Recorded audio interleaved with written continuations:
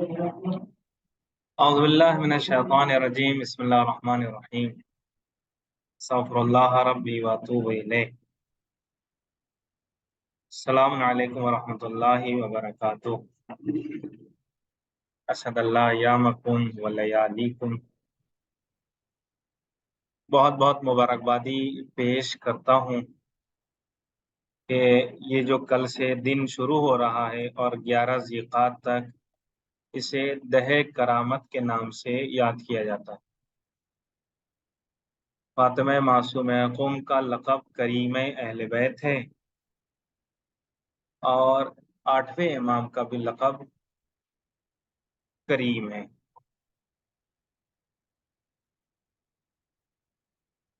اس لیے اسے دہ کرامت، یہ 10 دن کرامت والے ہیں۔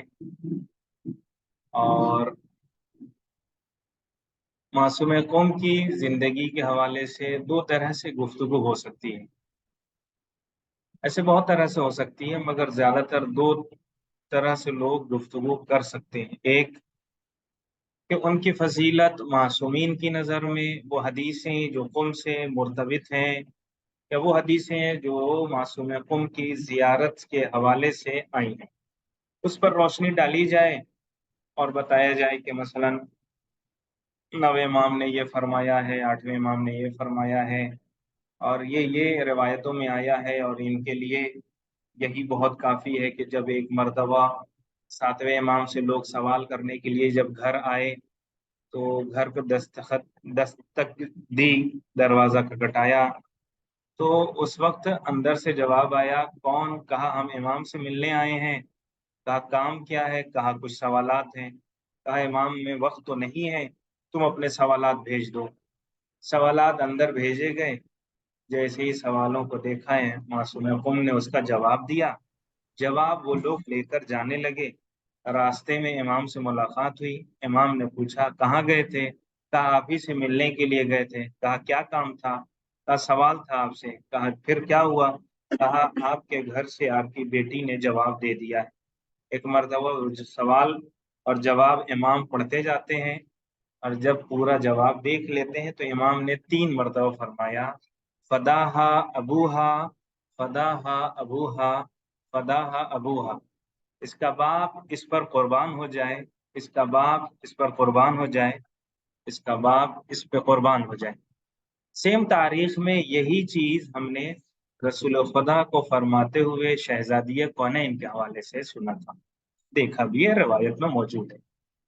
تو ایک علمی شخصیت کے اعتبار سے یہ واقعہ بھی پیش کیا جاتا ہے جو میں نے نہ چاہتے ہوئے بھی ذکر کر دیا۔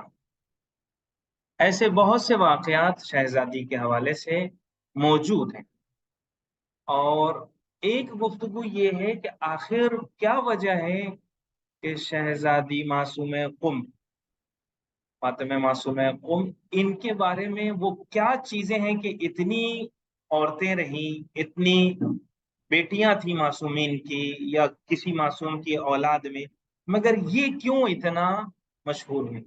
علت کیا؟ ریزن، سبب، یہ سب تو میری گفتگو یہ دوسرے زاویے پہ رہے گی۔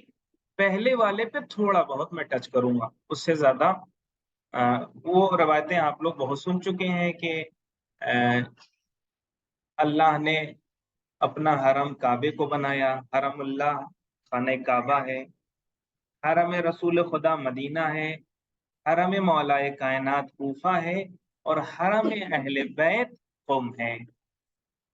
اور آج کے حالات میں نے جو چنا ہے اس کی وجہ بھی یہ ہے کہ آج کے حالات کی بھی تھوڑی سی کوشش ہم لوگ کریں کہ مسئلہ حل کر سکیں اپنے اس زمانے کے معاملات میں۔ میری آواز پہنچ رہی ہے سب تک؟ جی ہاں، بہت صاف ہو رہی ہے۔ اب گفتگو کی شروعات اس طرح سے ہم لوگ کرتے ہیں، ایک صلوات کا سہارا اگر مل جائے، اللہم صلی علی محمد۔ تاریخ میں ایک بہت بڑا مسئلہ یہ رہا کہ اکثر افراد جو امام وقت کے مقابلے میں کھڑے ہوئے، ان کی ایک بنیادی مشکل یہ تھی کہ وہ امامت کو سمجھتے تھے کہ یہ وراثت میں ہے، یعنی یہ فلاں کا بیٹا ہے تو اس لیے وراثت میں یہ امامت ہے، وراثت کی بنیاد پر جینیٹک، بھائی ان کا خون اس میں ہے اس لیے یہ بھی امام ہے۔ یہ ایک نظریہ بہت دن تک قائم رہا، مگر اس نظریے کو اگر دیکھا جائے تو توڑ دیا ہے خود کہاں، دوسرے امام کے بعد تیسرے امام پر۔ یہاں بیٹے کا معاملہ نہیں ہے، یہاں بھائی کا معاملہ ہے۔ پہلے بڑے بھائی، اس کے بعد دوسرے یعنی چھوٹے بھائی امام حسین علیہ الصلوۃ والسلام۔ تاریخ میں یہ ایک مسئلہ رہا کہ ہمیشہ معصوم کے مقابلے میں جو لوگ بھی کھڑے ہوئے ہیں اس عہدے کے لیے، ان کی مشکل یہ تھی کہ جیسے ابا کی وراثت تقسیم ہو رہی ہے تو بڑا بیٹا میں ہوں، مجھے زیادہ ملنا چاہیے۔ اسی زاویے سے ٹھیک ٹھاک لوگ امام وقت کے مقابلے میں ہر زمانے میں کھڑے رہے، یہ ایک مقدمہ ہے۔ اس میں آپ بہت طرح سے دیکھ سکتے ہیں کہ ہم لوگوں کے سامنے بہت سی مثالیں موجود ہیں جو تاریخ میں نظر آئی۔ ایک مرتبہ ہم نے چھٹے امام کے بیٹے کے حوالے سے عبداللہ افتح کے بارے میں بات کی تھی، وہاں ایک مسئلہ، یا اسماعیلی لوگ وہاں ایک مسئلہ۔ یہ کہیں نہ کہیں یہ رقابت میں جب امام کے مقابلے میں ایک کو کھڑا کیا جا رہا ہے تو ان کی بنیادی مشکل یہی ہے کہ یہ حق میرا ہے، یہ اپنوں میں ہوا۔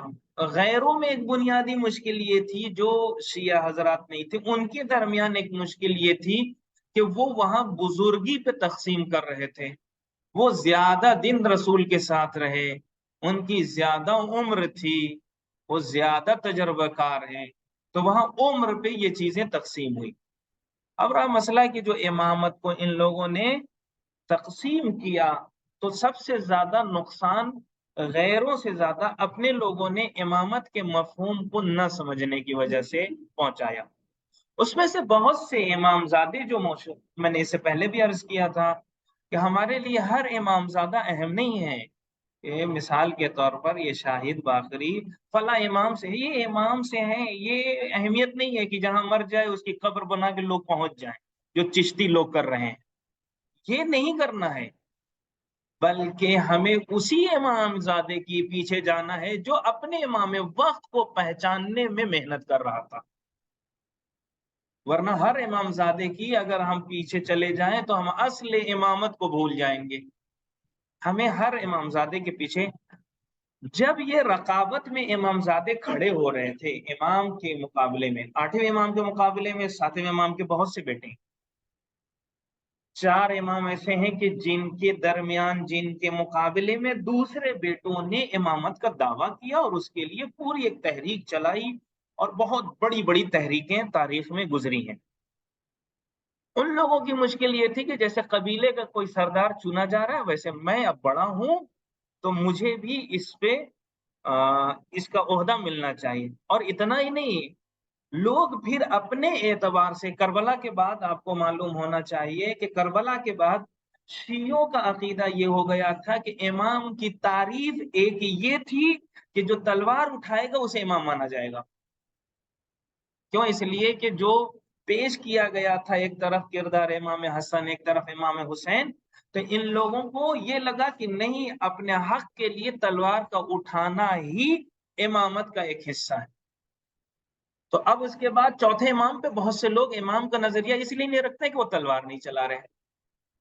5ویں امام پہ اس لیے امامت کا نظریہ محکم نہیں ہے۔ ہو سکتا ہے وہ تیسرے امام تک بہت اچھا مان رہا ہے، پہلے امام کو بہت اچھا مانتا ہے، دوسرے امام تک بہت اچھا مان رہا ہے، مگر تیسرے امام کے بعد اس کا عقیدہ کہیں نہ کہیں اوپر نیچے ہو رہا ہے۔ اس کے لیے ہم مثال کے طور پر دیکھ سکتے ہیں کہ بہت سے لوگوں نے امام وقت کے اوپر الزام بھی لگانا شروع کر دیا، اور بہت سی تحریکیں امام وقت کے زمانے میں یہ ہو رہی تھی مگر امام ایک دم سائڈ۔ جیسے آپ اگر مدینے کی تحریک دیکھیں جو واقعہ ہررا کی ہے، اس واقعے کے اندر بہانہ تلاش کر رہا ہے دشمن کو یہ بہانہ صرف مل جائے اس لیے کہ وہ پہلے سے آزما چکا ہے۔ آپ کو معلوم ہونا چاہیے کربلا میں بنی امیہ کا سب سے بڑا افسوس نامہ یہ رہا کہ ہم نے ان کی عورتیں اور بچوں کو زندہ کیوں چھوڑا۔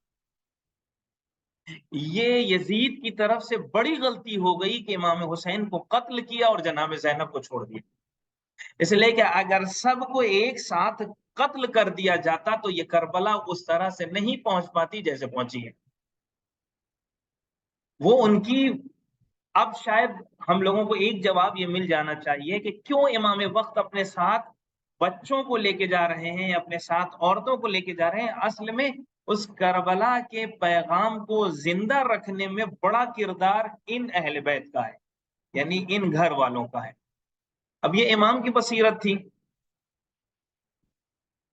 دشمن بہانہ تلاش کر رہا ہے کہ کہیں سے بھی ہلکی سی کوئی بات مل جائے تو ہم انہیں مار دیں۔ اسی لیے جب یہ آیا ہے حملہ کرنے یزید کی طرف سے مدینے میں، اور جس میں کہا جاتا ہے کہ 12,000 لوگوں کو مدینے میں قتل کر دیا گیا، جس میں سے 700 یا 800 حافظ کل قرآن تھے، مدینے کے لوگوں کو جو قتل کیا گیا، اس میں وہ پہلی کوشش اس کی یہ تھی کہ یہ علی ابن الحسین کہاں ہے۔ کہا کیوں؟ اس لیے کہ ان کو پہلے مارا جائے، ان کو پہلے قتل۔ کہا کیوں؟ کہا تمہاری جو مخالفت جو لوگ کر رہے ہیں ان سے لڑو، وہ ہے ہی نہیں۔ کہا مدینے میں کہاں ہے؟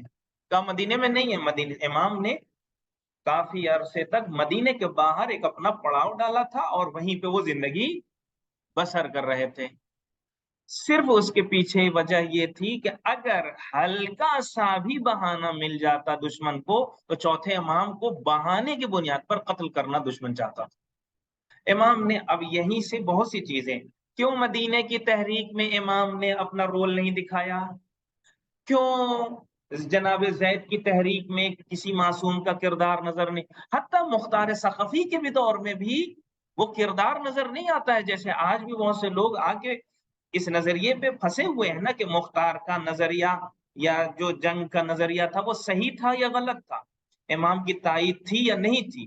اگر کلیئر رہتا تو بہت سے لوگوں کو شک نہیں تھا، مگر امام کا جو طور طریقہ تھا وہ ایسا تھا کہ بہانہ اگر دشمن کو ملتا امام کو قتل کر دیا جاتا۔ وہ دشمن کوشش کر رہا ہے کہ وہ ہاتھ لگ جائے، مگر امام وہ باہر سے وہ کام کر رہے ہیں جو آئندہ آنے والے زمانے میں اس کا فائدہ ہوگا۔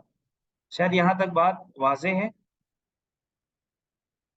ایک یہ ہے کہ دشمن اس طرح سے، پھر چاہنے والے لوگ جو امام زادے کے مقابلے، امام کے مقابلے میں، امام وقت کے مقابلے میں امام زادے کے نام پر اٹھ رہے ہیں، ان کے درمیان کیا ہے؟ ارے یہ کیسے ہیں، ہر طرف برائی پھیل رہی ہے، قیام نہیں کر رہے ہیں۔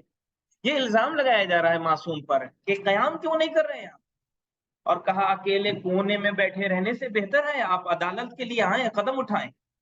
معلوم کیا ہو رہا ہے یہاں پر؟ یہ ہو رہا ہے کہ جو معاشرہ اور سوسائٹی جسے آ کے عدالت کہہ رہی ہے، اس کے اوپر ایک امام کو اس وقت ہم مانیں گے کہ جب وہ اس پہ ہماری بات پر لبیک کہیں، اس طرح سے۔ اسی لیے بہت سے لوگ چوتھے امام کو امام نہ ماننے کی وجہ، پانچویں امام کو، چھٹے امام، ساتویں امام، ان کو امام نہ ماننے کی وجہ، ایک وجہ یہ بتائی گئی کہ امام قیام نہیں کر رہے ہیں، امام قیام نہیں کر رہے ہیں۔ جب یہ کھڑے نہیں ہو رہے تو پھر اس کا مطلب یہ ہے کہ یہ امام نہیں۔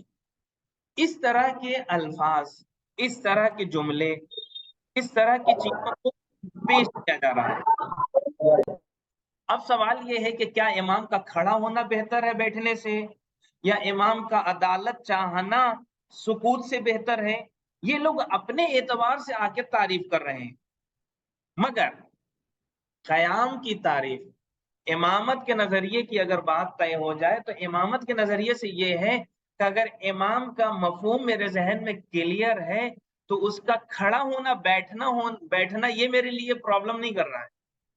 وہ بیٹھا رہے تب بھی میرے لیے امام ہے، کھڑا رہے تب بھی میرے لیے امام ہے، وہ عدالت کے لیے قدم آگے بڑھائے تب بھی امام ہے، کہیں سکوت میں ہے، کہیں کنارے اپنا کوئی کام کر رہا ہے، وہ بھی میرے لیے امام ہے۔ مگر یہ امام زادے آ کے طے کر رہے ہیں امامت اگر چاہیے تو امام کا مطلب یہ ہے کہ جو قیام کرے، اس لیے کہ اپنے لیے ایک تعریف طے کی جا رہی ہے اماموں سے، اسی لیے اس تعریف کے اعتبار سے بہت سے امامزادوں نے قیام کرنا شروع کر دیا۔ اب وہ ایک الگ بحث ہے کہ امام نے کتنا اس میں ساتھ دیا نہیں دیا، مگر صرف امام کے مقابلے میں یہ سب چیزیں، اس لیے ایک ہی وقت میں بہت سے امامزادوں نے خود امام کی تعریف اور امام وقت کو خراب کرنے میں بڑا کردار تھا. یہ سمجھ رہے تھے کہ میں عدالت کے لیے اٹھا ہوں، مگر یہ سب سے زیادہ امام کو خطرہ پہنچا رہے تھے. یہ سمجھ رہے تھے کہ ہم قیام کر رہے ہیں اور امام چپ چاپ بیٹھے ہیں، ہم زیادہ اہم ہیں.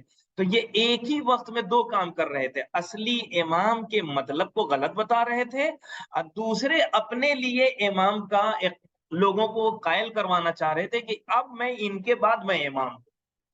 دو کام ایک ساتھ ہو رہا تھا. اب اس حالات کو آج کے زمانے کے اعتبار سے بھی آپ دیکھ لیجئے، ہم لوگوں نے غلطی کیا کی. ہم لوگوں کی غلطی آج کے ڈیٹ میں یہی ہے کہ جب اصل تقلید سے ہم دور ہو گئے تو پھر کیا مشکل ہوا، پھر ہم علی کی بھی صحیح پیروی نہیں کر پائے. یعنی ایک ہی وقت میں تقلید سے دور ہونے والے سمجھ رہے ہیں کہ ہم مولا کے بہت محب بنے ہیں، یہ اصل میں ولایت، مولائی، اللہ کا ماننے والا، علی کا چاہ، اس کی بھی تعریف غلط کر رہے ہیں. اس تعریف کو بھی اس زمانے میں خراب کیا جا رہا ہے. اگر کسی نے تقلید کو چھوڑا، جو ایک نظام کو چھوڑا، اور پھر آخر میں وہی ہوگا. آپ دیکھ لیجئے جتنے لوگ بھی تقلید کی مخالفت کر رہے ہیں، مرجع کی مخالفت کر رہے ہیں، آخر میں وہ آ کے کہہ رہے ہیں کہ تم اپنا مجھے مرجع مانو. مرجع یعنی رجوع کرنے کی جگہ. مرجع یعنی آج کل کی شاعری بھی عجیب ہے نا، وہ ہندی سے شاعری ہو رہی ہے تو وہ اکار والا سمجھ رہا ہے، یہ اردو سے عین والا ہے. رجع، رجوع. مرجع یعنی رجوع کرنے کی جگہ. اب رجوع کرنے کی جگہ اگر یہ ہے تو مثال کے طور پر اگر کوئی کہہ رہا ہے، آج میں کھل کے نام لینا چاہ رہا ہوں جو سب لوگ دیکھ رہے ہیں، اللہ یاری آج کے زمانے کا بدبخت ترین افراد میں سے ایک اس کا نام ہے. یہ سمجھ رہا ہے کہ میں کسی اہل بیت کی خدمت کر رہا ہوں، نہیں. آخر میں آ کے یہ بتا رہا ہے کہ دیکھو میں تقلید کی جو تعریف کروں گا اسے تم لو، میں مرجع کی جو تعریف کروں گا اسے تم لو. تو یہیں سے تو کوئی شیطان کی تعریف لے گا، کوئی اچھے راستے پہ جا کر رحمان والی تعریف لے گا. تو کہیں نہ کہیں جو بھی مرجع کے مقابلے میں آیا ہے وہ بھی اپنی مرجیت کو ثابت کر رہا ہے. صحیح ہے؟ جو بھی اگر کر رہا ہے وہ آخر میں کیا کہتا ہے، اچھا ٹھیک ہے میں فلاں سے پوچھ کے بتاتا ہوں. تو کہیں نہ کہیں وہ تو اپنی ہی مرجیت کو ثابت کر رہا ہے. اور نقصان ہوگا جب جاہل مرجع بن جائے گا. تو یقین مانیے جب بھی اسلام پر حملہ ہوگا تو آج کے زمانے میں بھی لوگ یہی کہیں گے کہ اگر علی نہ ہوتے. یہ لوگ بھی کہہ رہے ہیں، آپ اس کا جواب دیکھ سکتے ہیں. جب رسول خدا پر توہین ہو رہی تھی تو کہاں یہ گئے؟ جب مولا کائنات کی توہین اگر کی جائے گی، کہاں ہے؟ یہ نہیں ہے. قرآن کی توہین ہوئی، کہاں ہے؟ یہ نہیں ہے. اس کا مطلب یہ ہے کہ دو کام ایک ساتھ، ایک تقلید والوں کے لیے جو تقلید کر رہے ہیں اس تعریف کو بھی غلط کر رہے ہیں، اور دوسرے ایک نئی تعریف پیش کر رہے ہیں. یہ رکاوٹ کا سبب ہے. یعنی انسان آ کے یہاں پھنس جائے، ایک نیا آدمی، کہ وہ آدمی مولائی ہے جو شراب پیتا ہے، یا وہ مولائی ہے جو نماز پڑھتا ہے. اب یہاں کے ایک نیا مجمع اس کے لیے پھنسا ہوا ہے، اس کے لیے وہ بیچ میں اٹکا ہوا ہے، کہاں جائے؟ تو یہ لوگ ایک ہی وقت میں تعریف بھی غلط کر رہے ہیں. بہت سے امام زادوں کی جو قیام تھا وہ اصل میں اصل امامت کے مقابلے میں کھڑا کیا گیا. اور بہت سے معلومات، جو بہت سی چیزیں ہم لوگوں کو نظر آتی ہے وہ ہم نے اماموں کی زندگی میں دیکھا ہے. اور اس طرح سے آپ دیکھ لیجئے ایک مرجع کے مقابلے میں ایک امریکہ کی مرجعیت لے کے آئی گئی، لندن والا کوئی مرجع تلاش کیا گیا نہیں. اب کیا ہے، آج کے اخباری ملنگی کہتے ہیں ہم مرجع کی تقلید کرتے ہیں، مگر کون؟ جو شہادت ثالثہ کی گواہی والا جواز دے دے. تو ان کو بھی اپنی بات کو پروف کرنے کے لیے کسی نہ کسی ڈپلیکیٹ کی ضرورت ہے، اور وہ یہی کام کر رہے ہیں. اب اس میں کیا ہوا؟ مقابلے میں امام خمینی کی اچھی چیز یہ ہے کہ اس وقت جب پہلی مرتبہ شیعہ حکومت بنی ایران میں تو ان کا مدعا فلسطین تھا، اور وہ فی سبیل اللہ آگے آئے. مگر اس تحریک کو ڈسٹرب کرنے کے لیے سامرہ والی تحریک پری پلان 10 سال سے چلائی گئی. اس لیے آپ دیکھیے گا جیسے ہی شوال آیا تو چلو سامرہ چلیں، اور پھر اس کو تبدیل کیا جا رہا ہے جنت البقیع. جب بھی فتنہ کیا جاتا ہے تو فتنہ اچھے نام پہ کیا جاتا ہے. फितना कभी भी बुरे नाम पे नहीं होगा। पहले ही से तय हो जाए कि ये शैतान है, तो पहले से लोग दूर हो जाएंगे। पहले वो शैतान बहुत बड़ा नमाजी बनेगा, बहुत बड़ा आजादार बनेगा, बहुत बड़ा मातमदार बनेगा, और उसके बाद अपना धीरे धीरे फितने वाला काम करना शुरू कर देगा। आज की सबसे बड़े फितने की दलील ये है कि जब एक आदमी मजलिस पढ़ते पढ़ते, एक शायर शेर कहते कहते एक मिंबर और स्टेज पे खड़ा होके 10,000 मजमा उसको सुन रहा है, अगर वो ये कह दे कि मैंने जो ये बात लिखी है शेर में, या जो मैं पढ़ रहा हूँ आयतुल्लाह सिस्तानी की फला तौजी से है, तो इसके एक जुमले से लोग खुद ब खुद तकलीद की तरफ चले जाएंगे। मगर होता क्या है, जब शाहिद बाकरी को 10,000 का मजमा मिल गया, मैं सिस्तानी साहब को बताऊंगा, मेरा नाम कम हो जाएगा, मेरी इज्जत कम हो जाएगी। इसलिए आज के ये जितने चलते फिरते खतीब हैं, ये डुप्लीकेट मर्जा हैं जो असल को पेश नहीं कर रहे हैं। ये आज के हालात हैं। दूसरा, इमाम के हवाले से ये नजरिया दिया जाने लगा, इमाम जुल्म के खिलाफ नहीं बोलते हैं। कोई भी इमाम जुल्म के खिलाफ खामोश नहीं रहा, मगर हालात जब साजगार होंगे तभी इमाम कयाम करेंगे। इमाम बतौर जाती खुद अपने एतबार से वो आदिल हैं, मगर जब तक एक कयाम के लिए अफराद नहीं होंगे, तब तक इमाम कयाम नहीं करेंगे।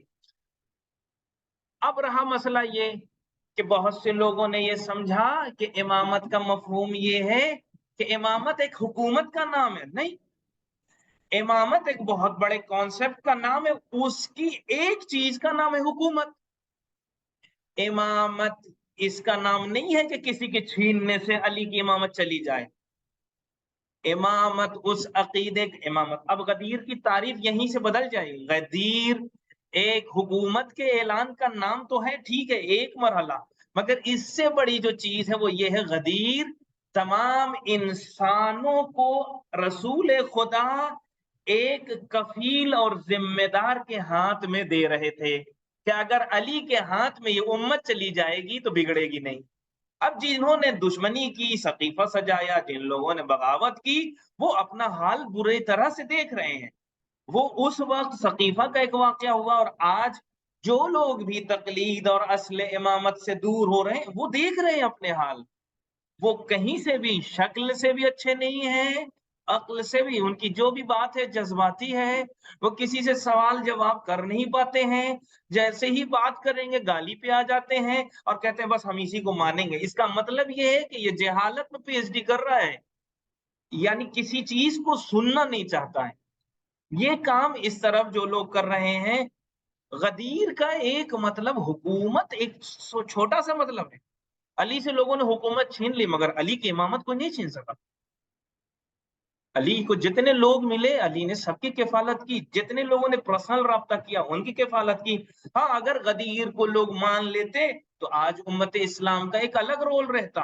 आज जो मुसलमानों ने अलग तरह से दीन को फैलाया, पहुंचाया, वो नहीं पहुंचता जैसा अली अगर पहुंचा देते। तो हक इमामत की तारीफ भी इस तरह से अब हमें देखना पड़ेगा। मुश्किल इमामजादों में ये है कि इमाम को ये समझ रहे हैं, अरे ये तो जाफर सादिक के जो वालिद हैं वो ही मेरे वालिद हैं, तो दोनों तो वालिद के एतबार से बराबर है। मगर नहीं, अगर इमामत का मफहूम क्लियर हो जाए, छठे इमाम वक्त जो इमाम जाफर, उनके वालिद का नाम बाकर है, फर्क हो जाएगा। मगर यहाँ पर क्या है, बेटे जैसे विरासत में देख रहे हैं, वैसे ही उस चीज को देखते हुए फौरन वो अटैक कर रहे हैं, और इमामजादों ने एक तहलका मचाया है। ये इतना मैंने मुकदमा जो पेश किया है, वो इस वजह से पेश किया है कि मैं एक नतीजे तक पहुंचूं। वो नतीजा ये है कि आखिर ये जो मासूम कुम है, इनका क्या रोल है, क्या वजह है, क्यों मशहूर हो गई। आप अगर तारीख का जायजा लीजिए, जनाब जैनब के हवाले से बहुत कम, हत्ता मासूमीन की रिवायत जनाब जैनब के हवाले से नहीं मिलेंगी। बहुत कम है, बहुत कम रिवायतें हैं। نظر اس پہ بہت کم پڑتی ہے، اس لیے کہ حالات اس وقت اتنے اچھے نہیں تھے کہ کوئی جناب زینب، ہاں جناب زینب کی جب بھی بات ہوتی ہے تو جناب زینب کے حوالے سے یہ ضرور کہا جاتا ہے ان کا خطبہ کوفے میں یہ تھا، ان کا خطبہ شام میں یہ تھا، تو وہ خطبے کے ذریعے پہچانی جاتی ہیں۔ مگر کسی معصوم نے جناب زینب کے بارے میں یہ کہا ہو، اس طرح سے بہت کم ملتا ہے، وہ حالات کی وجہ سے۔ مگر امام زادوں میں معصوم قم کو اتنی اہمیت کیوں مل رہی ہے؟ ایک لیڈیز ہے، ایک مرد ہوتی ہے تو سمجھ میں آتا کہ چلو مرد کو ایک معاشرے میں اور سوسائٹی میں جو عزت ملتی ہے اس اعتبار سے ان کو بھی عزت مل گئی، مگر ایسا نہیں ہے۔ ایک بات یہاں اس سے پہلے عرض کرنا چاہتا ہوں، یہ جو 9ویں امام آئے ہیں 8ویں امام کے حوالے سے، 8ویں امام کے بیٹے کافی عرصے کے بعد امام کو 9ویں امام ملے ہیں، یعنی وہ 9ویں امام کی ولادت ہوئی ہے۔ لوگوں نے ایک نظریہ یہ بھی بنایا تھا، وہ نظریہ کیا تھا؟ وہ وراثت کی بنیاد پر نظریہ یہی تھا، ایک معصوم کا بیٹا ہی دوسرا جو ہے وہی امام بنے گا، ایک امام کا بیٹا ہی امام بنے گا۔ مگر جب 8ویں امام پہ یہ لوگ پہنچے ہیں اور کافی عرصے تک جب ولادت نہیں ہوئی ہے تو لوگ کنفیوز ہیں، اور کنفیوز ہونے کی وجہ سے لوگ 8ویں امام کی امامت میں شک کرنے کے ساتھ ساتھ 7ویں امام کی امامت پہ شک کرنے لگے، 7ویں امام کی امامت کے ساتھ ساتھ 5ویں امام، چوتھے امام، اوپر تک شک کرتے ہوئے پہنچ رہے تھے۔ اس لیے یہ ضروری نہیں ہے کہ بہت سے لوگ تیسرے امام یا چوتھے امام کے نہ ماننے والے صرف کربلا کے بعد ہی تھے یا امام چوتھے امام کے، بلکہ ہو سکتا ہے 8ویں امام کے زمانے میں زندگی بسر کر رہا ہے، مگر یہ مسئلہ اس کا حل نہیں ہے جس کی بنیاد پر وہ تیسرے امام پہ آ کر رک گیا، جس کی بنیاد پر وہ چوتھے امام پہ آ کر رک گیا، وہ مسئلہ حل نہیں ہے۔ اس لیے کہ ایک مسئلہ یہی، اسی لیے 8ویں امام 9ویں امام کو جو خاص محبت اور جو بہت خاص ایک کرم کی نظر سے دیکھتے تھے، اس کی ایک وجہ یہی تھی کہ ان کی ولادت سے ان کی امامت پہ جو شک تھا وہ شک دور ہوا۔ واضح ہوا؟ ان کی ولادت سے تو یہ 9ویں امام کا ایک بڑا کردار ہے۔ اب یہاں سے ایک بات ہم لوگوں کو سمجھ میں آئے گی جس کا میں جواب دینا چاہ رہا تھا کہ معصوم قوم کو کیوں اتنا اہمیت دی جا رہی ہے، آخر ہے کیا؟ روایت میں آپ چلے جائیں تو روایت میں معصوم قوم کی جو زیارت، جو لوگ بھی، کل ایک تاریخ ہے، ایک تاریخ ایران میں ایک تاریخ آج تھی اور آج ہے ابھی، وہاں معصوم قوم کی ولادت کی تاریخ، وہاں جب بھی جائیں تو آپ کو جو زیارت وہاں کھڑے ہو کے پڑھتے ہیں، آپ کو معلوم ہے 8ویں امام نے کہا تھا جب تم میری بہن کی زیارت کے لیے جا رہے ہو تو زیارت ایسے پڑھنا۔ غیر معصوم میں صرف 2 یا 3 4 شخصیتیں ایسی ہیں، یا امام زادوں میں کچھ شخصیتیں ایسی ہیں جن کے لیے معصوم نے خاص زیارت دی ہے، اس میں سے ایک 8ویں میں۔ یہیں سے ایک مسئلہ تاریخ کا یہ بھی حل ہو جائے گا کہ جو لوگ کہتے ہیں کہ خبر غم کی، یعنی غم کی شہادت کی خبر سن کے معصوم قوم نکلی تھی، بھائی کی محبت میں جو شہادت کی خبر ملی تھی تو راستے میں ماری گئی، نہیں، راستے میں ان کو شہید کر دے گا۔ اس زیارت سے یہ طے ہوتا ہے کہ 8ویں امام کی زندگی میں ہی معصوم قوم دنیا سے گئی ہیں، تب امام نے زیارت پیش کی ہے، اور تاریخ سے بھی ثابت ہے 201 ہجری میں معصوم قوم دنیا سے جا رہی ہیں اور 203 ہجری میں 8ویں امام جا رہے ہیں۔ تو ایک 9ویں امام حدیث میں جو فرما رہے ہیں وہ حدیث بھی دیکھنے لائق تھی، معصوم کی حدیث۔ سوال یہ ہے کہ آخر معصوم قوم نے کیا کیا؟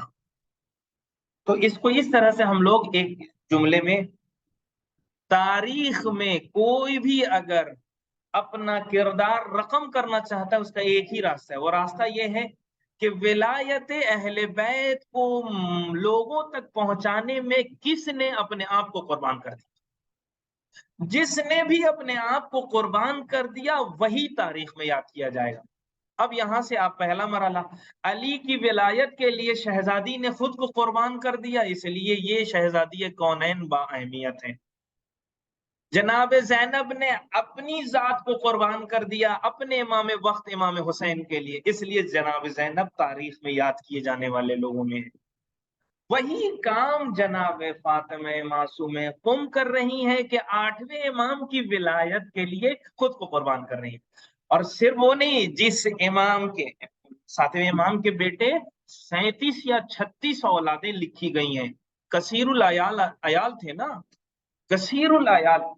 सातवें इमाम की इतनी औलादें, जब औलादों में और उसमें भी सिर्फ कंपटीशन ये चल रहा है कि आठवें इमाम को इमाम मैं कैसे क्या करूं कि आठवें इमाम की इमामत छिन जाए, मैं कैसे इमाम बन जाऊं। जब हर बेटा, हर बेटी, या उसमें से कुछ अफराद, यानी 2 ही 4 आदमी जहां आठवें इमाम की इमामत को गिराने में लगे हैं, वहां मासूम कौम का अकीदा इतना मजबूत है कि मेरा भाई मेरे लिए इमाम वक्त है। समझ रहे हैं? यानी जिस जगह इमाम वक्त को गिराने की पूरी, कोई बाहर वाले नहीं कर रहे हैं कोशिश, घर वाले इमामजादे कर रहे हैं, इमाम के भाई लोग कर रहे हैं, इमाम के भाई लोग कर रहे हैं उस वक्त इमाम वक्त को। इसलिए बहुत से लोगों ने ये दलील पेश करनी शुरू कर दी थी कि आठवें इमाम के भाई को भी इमाम बनाया जा सकता है। कब? जब उनकी औलाद नहीं हो रही थी। तो दलील क्या दे रहे थे? जैसे इमाम हसन, इमाम हुसैन बने। कहने का मतलब यह है कि जहां इमामत का मफहूम किसी के लिए क्लियर नहीं है, वहां मासूम कुम का इमामत का अकीदा इस तरह से मुहकम है जिसे तारीख। अब एक और जगह जिक्र करूं, मासूम कुम की शादी नहीं हुई, ठीक है, 173 हिजरी से लेकर 201, लमसम 27-28 साल उम्र रही। मासूम कौम की शादी नहीं। मालूम है विलायत पे कितना मुहकम है मासूम कौम, कि इन्होंने जब भी शादी की बात आई तो इन्होंने कहा मेरी शादी का हक मेरे वली के हाथ में है, वली के हाथ में। और किसे वली माना था? अपने इमाम को, यानी अपने भाई इमाम रजा अलैहिस्सलातु वस्सलाम। आप देखें कि शादी का हक खुद एक अपने हाथ में है, मगर अकीदे इमामत में इतना मोहकम है कि कह रही है कि मेरी शादी का पूरा हक मेरे भाई जो मेरा इमाम है उसके हाथ में है। यही शर्त हमें जनाब ज़ैनब की जिंदगी में नजर आती है। इसी तरह देखो, जब मेरा भाई बाहर जाएगा मदीने से तो मैं उसके साथ जाऊंगी। किरदार जो नजर आ रहा है, मासूम कुम क्यों इतना अहमियत के काबिल बनी और लायक, मासूमीन ने क्यों इतनी अहमियत दी? इसलिए कि एक सबसे बड़ा झगड़ा ये था कि हर आदमी अपने जमाने के इमाम को खत्म करने के लिए खुद इमाम बनना चाह रहा था।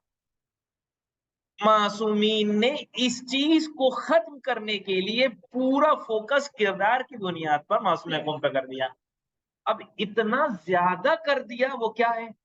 कहा देखो, अब ख्वाब है। आयतुल्लाह मरसी नजफी का ख्वाब है, जिन्होंने 40 दिन अमल किया था नजफ में, कि खुदाया मुझे बता दे कि शहजादी कौनैन की कब्र कहाँ है। 40वें दिन उन्हें ख्वाब में ये बताया गया, अगर तुम्हें उनकी कब्र की तलाश है तो कुम चले जाओ, जो मासूम कुम की कब्र है वही मेरी बेटी की कब्र है, वही फातिमा मासूमा की, फातिमा जहरा की कब्र है। यानी ये रिवायत मतलब क्या है? इसका मतलब ये है कि वही काम मासूम कुम कर रही हैं जो काम शहजादी जनाब जहरा ने मौला कायनात की विलायत के लिए किया था, वही काम। इसीलिए आप तारीख देखें, मौला का लेटर पहुंचता है, रातों रात अपने भाइयों के साथ मासूम कुम निकल गई। और मौला ने जो रास्ते बताए थे कि किधर से, इसलिए कि इधर मामून ये बता रहा था कि देखो मैं इमाम वक्त का और रसूल ज़ादे का कितना चाहने वाला हूँ, मैं इनका कितना ख्याल करता हूँ, मैं इनका बहुत शुभ चिंतक हूँ। इस तरह की बातें वो लोगों के सामने पेश कर रहा था। ये मासूम कौम का इमाम के बताए हुए इशारे की बुनियाद पर रास्ता तय करना, देखो तुम कुम होते हुए आना, वो हमारे मुहिब्बों की बेहतरीन जगह है, ये सारी चीजें ये इस बात की तरफ कि वेला जो किरदार, जो हालात आठवें इमाम के लिए बनाए गए थे, उस हालात के वो जो उस मामून के चेहरे पे जो नकाब पड़ी हुई थी, उस नकाब को छीनने में किरदार मासूम कौम का। अब जैसे ही सावा में हमला हुआ इनके लश्कर पे, फौरन ये खबर پھیل گئی، دیکھو یہ بھائی سے ملنے آ رہی تھی، اب مامون کی حکومت میں ان کو شہید کر دیا گیا۔ یعنی جو ظالم اچھا بن رہا تھا کہ میں رسول کے بیٹوں کے لیے بہت اچھا ہوں، اس کے چہرے سے نقاب اتارنے کا کام کس نے کیا؟ معصوم افندی نے۔ جس طرح سے ایک مثال آج کے زمانے کے اعتبار سے بھی دے دوں، لوگ بہت سے کہتے ہیں کہ قاسم سلیمانی کی شہادت کا کیا فائدہ ہوا؟ قاسم سلیمانی کی شہادت کا سب سے بڑا فائدہ، جیسے کہ جناب زینب کے خطبے کا سب سے بڑا فائدہ کیا ہوا؟ جو یزید اس سے اپنے چہرے پہ پڑے ہوئے پردے پہ خوش تھا کہ میں قتل بھی کروں گا تو لوگ مجھے برا نہیں کہیں گے، اس نقاب کو چھینا تھا جناب زینب نے۔ کبھی اس پہ غور کرنے کی ضرورت ہے، جہاں یزید کے اوپر درود بھیجا جاتا تھا، وہاں جناب زینب نے اس کے اوپر مرد آباد اور لعنت کا کلمہ پڑھوا لیا۔ یہ بڑی بات ہے، یہ آسان نہیں ہے، یعنی ظالم کے چہرے سے نقاب۔ اب تک امریکہ سپر پاور ہونے کے باوجود اسامہ بن لادن کو مارنے کے بعد اس نے قبول نہیں کیا کہ میں نے مارا ہے، ہمیشہ یہ کہا کہ ہاں کوئی ہے۔ افغانستان کو برباد کرنے کے بعد بھی اس نے قبول نہیں کیا، ہمیشہ سائیڈ میں رہا، ہمیشہ سائیڈ میں رہا، کبھی بھی اپنے جو دہشت گردی کا چہرہ ہے وہ کبھی ذکر ہی نہیں کر رہا تھا۔ قاسم سلیمانی کی شہادت نے ایک بڑا کام جو کیا وہ یہ کیا کہ امریکہ جیسے ملک کو یہ کہنا پڑا کہ میں نے مروایا ہے، اور یہیں سے اس کی دہشت گردی ثابت ہو گئی۔ یعنی امریکہ کو آج تک لوگ یہی سمجھ رہے تھے نا، امریکہ صلح چاہتا ہے، یہ چاہتا ہے، وہ چاہتا ہے۔ قاسم سلیمانی کی شہادت نے امریکہ کے چہرے پہ جو صلح کا زبردستی نقاب پڑا ہوا تھا اسے چھین کے بتا دیکھو یہی ظالم ہے۔ اسی لیے ٹرمپ نے مارنے کے بعد، قتل کرنے کے بعد شہادت کے بعد میسج کر دیا تھا۔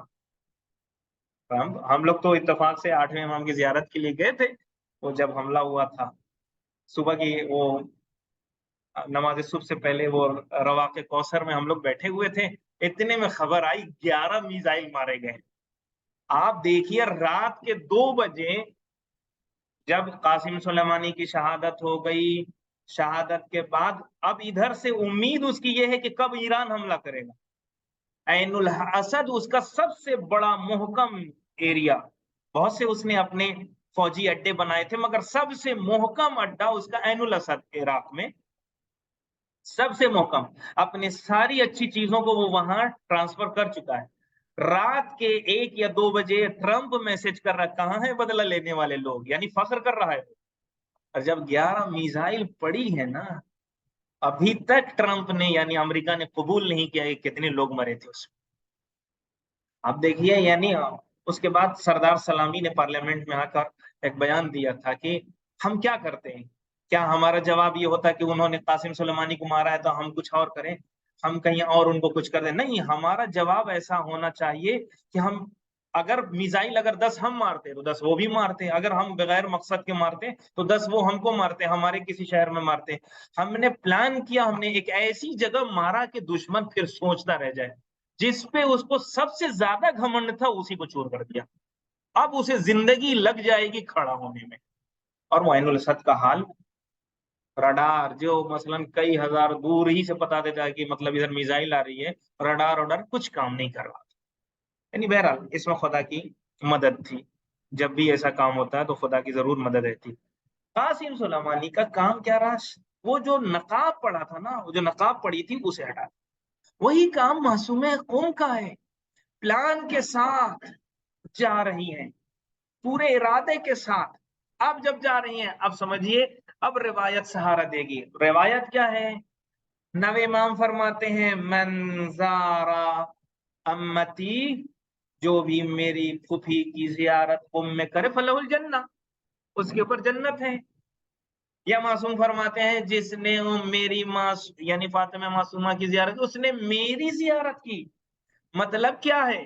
مطلب یہاں سے ایک چیز کلیئر ہو رہا ہے کہ وہی امام زادے اچھے ہیں کہ جنہیں امام یہ بتائیں یا امام کے امامت کو بتانے میں یہ رول پلے کریں، ورنہ اگر خود کوئی امامت کا دعویٰ کرنے لگے ختم ہو گیا معاملہ۔ शहजादी मासूम कौम के रोजे पे पहुंचने का मतलब ये है कि लोग असल विलायत अहले बैत से जुड़े, असल विलायत तक पहुंचे। इसलिए मासूम कौम की जियारत की भी अहमियत है, उनकी शख्सियत की भी अहमियत है, और बहुत सी चीजें उनकी जिंदगी में। वो वाकयात कभी आप जियारत करने जाइएगा तो वहां जरूर देखिएगा, मगर मैं इल्लत के साथ बात करना इसलिए चाह रहा था कि वो चीजें क्लियर हों। अब यहीं से नतीजा लेना चाहिए। अगर हम मासूमीन की, अब हम अपने, मैं जाकिर हूं, मैं खतीब हूं, मैं मौलाना हूं, मैं अपने आप से सवाल करूं, मैं अहले बैत को पेश कर रहा हूं या अपने आप को पेश कर रहा हूं? अगर मजलिस के बाद उम्मीद ये हो कि लोग अली के कौल के बजाय शाहिद बाखरी के कौल की तारीफ करें, तो इसका मतलब यह है कि मैं भी बुत हूं अपने इमाम की इमामत को पहुंचाने में। मैं अगर शेर पढ़ने के बाद अगर अपने शेर की तारीफ में लग जाऊं और लोग बस उसी में, तो फिर क्या होगा? आपको मालूम है, अखबारी कोई बना बनाया नहीं आता है। अखबारी का मतलब है खुदा के निजाम के मुकाबले में जो अपने नफ्स के निजाम को मानते हैं, अपने ख्वाहिशात की पैरवी करते हैं, उस निजाम पे चलने वाले ही तकलीद के मुकाबले में खड़े होंगे। तकलीद के मुकाबले में वही खड़ा होगा जो अपनी ख्वाहिशात नफ्स पे पैरवी करेगा। और जब ख्वाहिशात नफ्स की पैरवी करने लगेगा तो फिर उसके लिए ये मैटर नहीं करेगा कि मैं इस चीज को हासिल करने के लिए हलाल रास्ता अपनाऊं या हराम, किसी मर्जा की तौहीन करूं या उसकी तारीफ करूं, किसी के मैं लूट लूं या किसी का। अब यहीं से वो खुद सारी चीजों की तारीफ करेगा, और यही सबसे ज्यादा नुकसान अहले बैत अत्हार को पहुंचाने में, यही किरदार लोगों ने जो किया है, इसी से नुकसान पहुंचा है। अब अगर मासूमीन को हम पहुंचाने में कामयाब हो रहे हैं, अपने आप को कुर्बान कर रहे हैं या नहीं? मासूम कौम ने अपनी जात को कुर्बान कर दिया 8वें इमाम के लिए, अपनी जात को कुर्बान कर दिया 8वें इमाम की इमामत के लिए। इसलिए उनकी तारीफ बहुत ज्यादा है। अब रिवायत के कुछ फिक्रे मैं आपके सामने जिक्र करना चाहता हूं।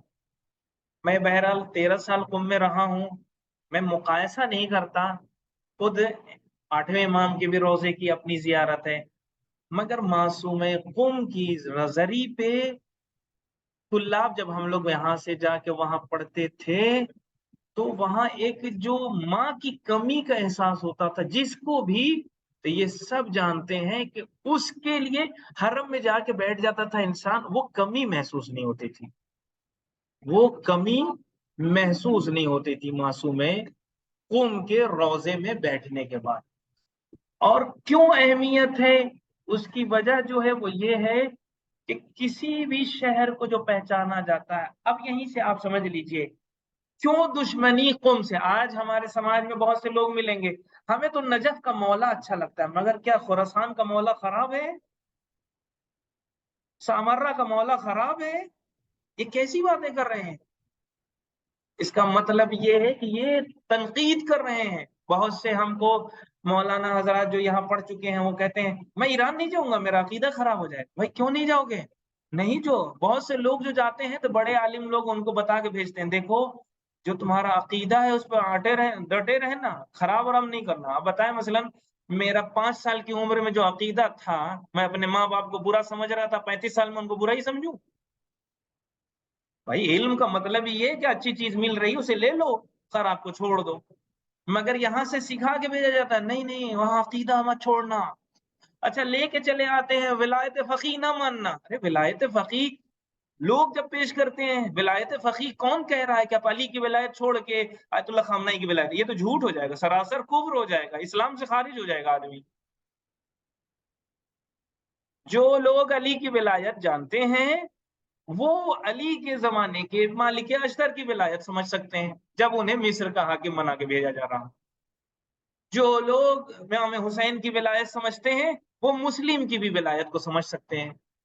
मगर दो तरह से कुफ्र कब होगा कि जब मौला अली ये इस जगह पे हैं और उन्हीं के मुकाबले में हम एक शख्स को लाके खड़ा कर दें, हम कहें अली की विलायत के बजाय इनकी विलायत मानो, इनकी सरपरस्ती ले लो, तो ये कुफ्र है। اسی کو شرک کہیں گے، جو اللہ کے مقابلے میں لا کے کہا جاتا ہے یہ بھی اللہ ہے اور یہ بھی، اس سے مدد لے لو، یہ ٹھیک ہے۔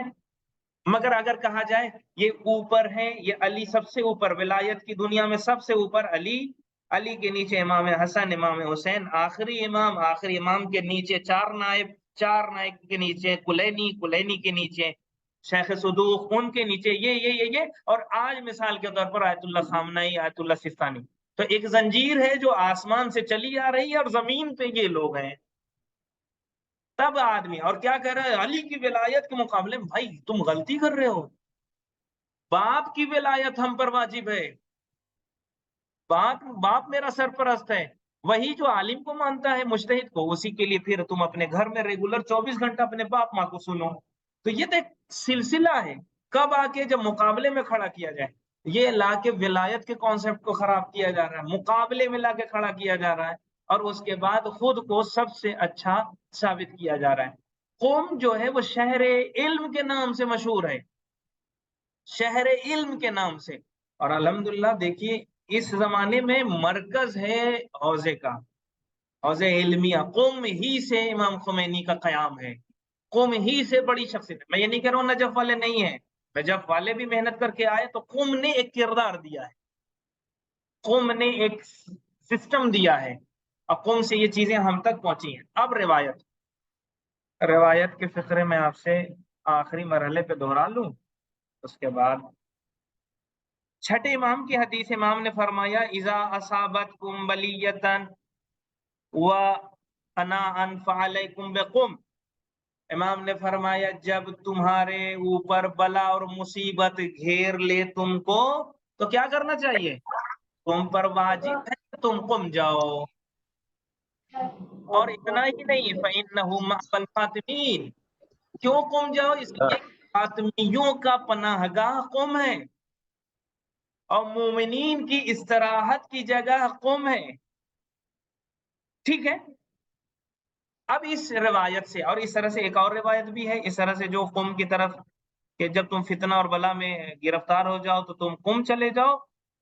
اب اگر اس پہ غور و فکر کیا جائے تو اس کا مطلب بہت سے لوگ شاید یہ غلط نکال رہے ہیں، آج میں بہت سے لوگوں کو جانتا ہوں جو انڈیا چھوڑ کے شفٹ ہو رہے ہیں ایران، اور دلیل کیا ہے، ارے اب مودی ہے نا بزنس نہیں کرنے دے رہا ہے، وہ ٹھپ ہو گیا ہے، اور یہ ہے ایران میں چلیں گے۔ دیکھیے اپنی ذمہ داریوں سے فرار کرنے والے کو دیندار نہیں کہتے ہیں، بہت سے لوگ اپنی ذمہ داری، اپنے عیش و عشرت، جی اپنے عیش و عشرت کے لیے علم سے پہچانا جاتا ہے، دنیا کے جس کونے میں ہو علم سے رابطہ رکھتے رہو، اور علم سے مطلب یہ ہے کہ تم مجتہد کے رابطے میں رہو۔ اگر بلا اور فتنہ سے انسان کو کامیابی چاہیے تو مجتہد سے جڑ جاؤ، اور میں کسی اور کو نہیں، یہاں پہ جتنے لوگ سن رہے ہیں اور جتنے لوگ بیٹھے ہیں، جو لوگ مجتہد کو فالو کر رہے ہیں ان کی زندگی، اور جو لوگ اخباریوں کی طرح ادھر ادھر بھٹک رہے ہیں، واٹس ایپ یونیورسٹی پہ کام کر رہے ہیں، ان کی زندگی، دونوں میں فرق ہے۔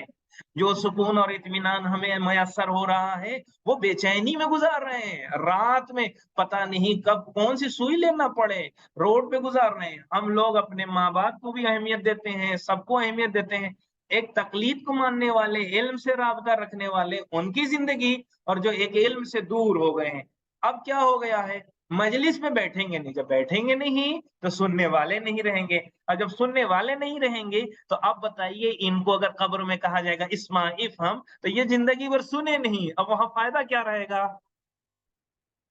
اسمع افہم، اسمع افہم، یہ سب سارے مجھے تو آگے کے خطرات ایسے لگ رہے ہیں کہ کہیں ایسا نہ ہو کہ آج حیدرآباد میں جس طرح سے اخباری ہونے والا اپنے نام کے ساتھ لگاتا ہے اخباری، اب رشتوں میں یہ دیکھا جاتا ہے کہ میرا رشتہ اخباری گھر میں ہو رہا ہے کہ نہیں، اصولی گھر میں، حتیٰ یہ کہ بہت سے لوگ اور خاندان اور دوسرے فرقوں میں الجھ گئے، کہیں ایسا نہ ہو کہ ان سب چیزوں کو بھی لوگ کہیں ارے مولا ہیں تو کیا ضرورت ہے تلقین، کیا ضرورت ہے کفن، کیا ضرورت ہے دفن، یہ سب تو تقلید ہی کی بنیاد پر ہے نا۔